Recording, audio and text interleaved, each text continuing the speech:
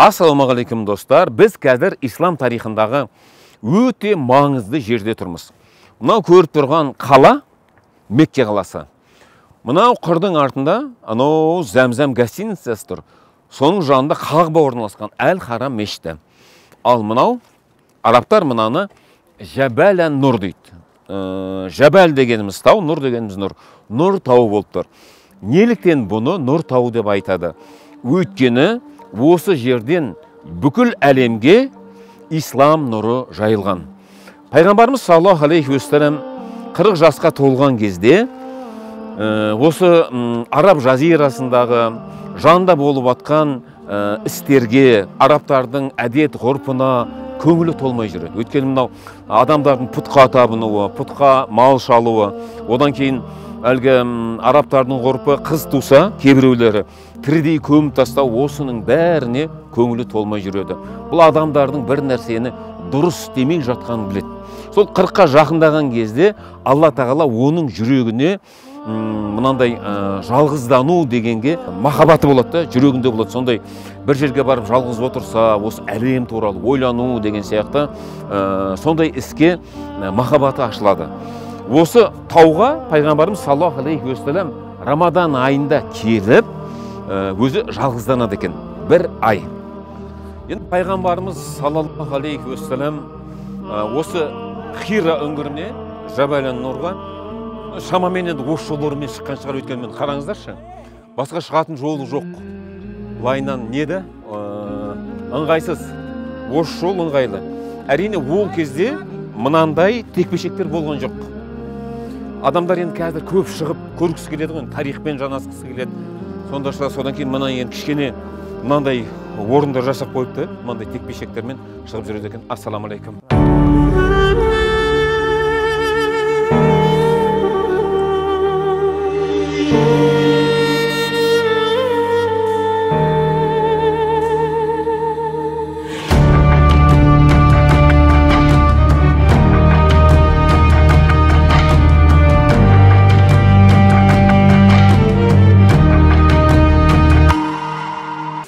Міне достар, біз Нұр тауының үстіндегі Хира үңгіріндеміз. Міне үңгір дегенде міне бір екі тастың қосылған жері ғой.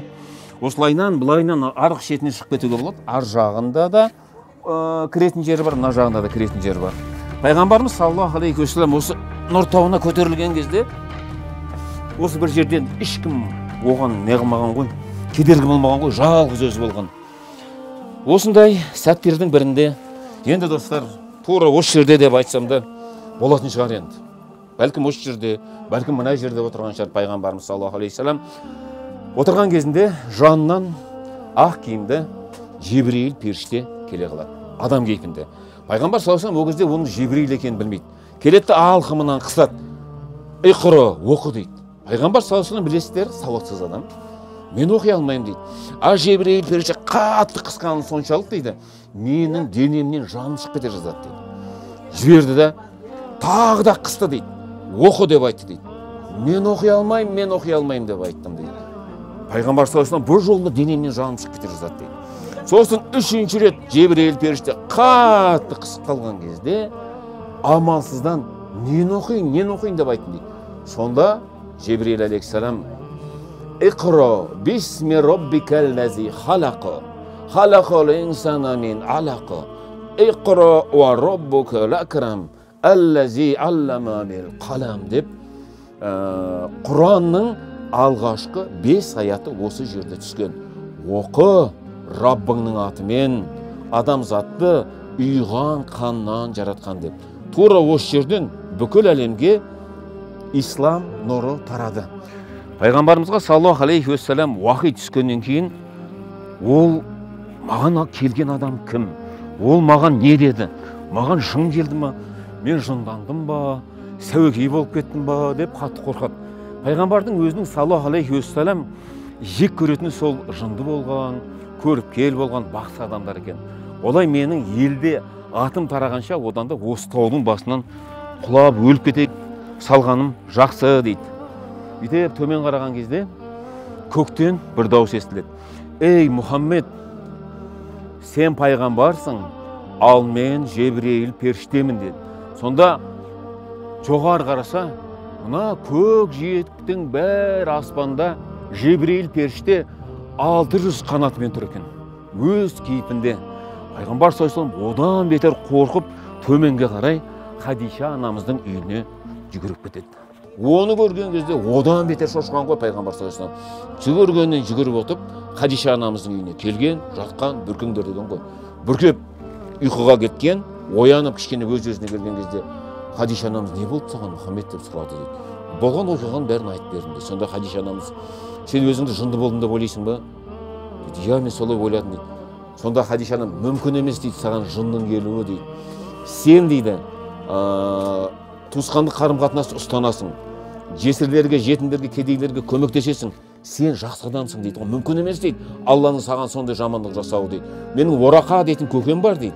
Сол дейді, жазбаларды біледі. Содан барып мен сұрайын дейді. Сонда Хадиша анамыздың әкесінің туысқан бір Орақа дейтін бауыры болған екен.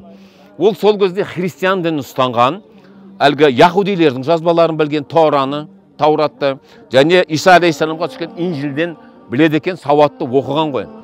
Хадиша анамыз айтып берген кезде Орақа айтыпты, маған Мұхаммедтің өзімен сөйлесу керек дейді. Пайғамбарымызды Хадиша анамыз алып келеді.